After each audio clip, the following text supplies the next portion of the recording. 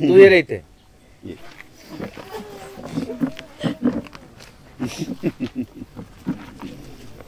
आणला का?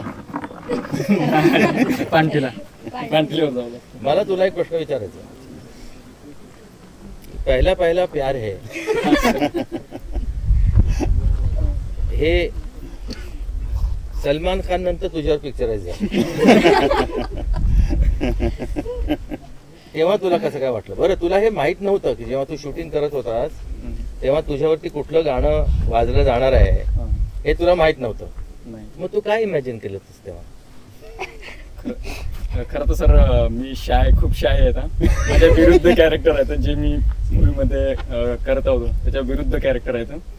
आणि ते खर्रा बिरात हे तर म्हणजे मी खात नाही काही नाही आणि बनवता पण येत नाही, बिलकुल एकदम विरुद्ध. त्यानंतर आता विचार करत होता म्हणजे पुन्हा मुलगी म्हणजे असं करायचं आहे तर त्याच्यासाठी आता तयारी कशी करायची एक. आणि आता लाजतो ते तर माहित होतं पण लाजण्यात आणि तिकडे पण लक्ष द्यायचं होतं पुन्हा. हो ते तर आहेच. गाणं वाजत नसताना सुद्धा तू ते एक्सप्रेशन कसे दिलेस असं माझं म्हणणं आहे. तेव्हा आता समजायचं की आपली काही ना काहीतरी आहे.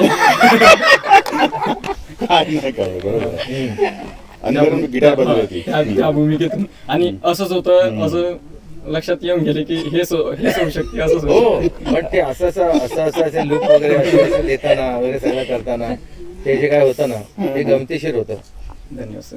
खूप छान होतं. खूप छान. त्यातला इनोसन्स कायम होता. करेक्ट. सर्वात महत्वाची गोष्ट ती होती की त्याच कुठेही तो माणूस लबाड आहे किंवा बनेल आहे असं अजिबात वाटत नाही. धन्यवाद सर. त्याच्यात तो जरी त्या मुलीकडे पाहत असला तरी त्याच्यात प्रेम जास्त दिसत होतं. ते सर्वात महत्वाचं. धन्यवाद. I wish you all the very best सगळ्यांना. एकदा करा थोडा एक्सचेंज.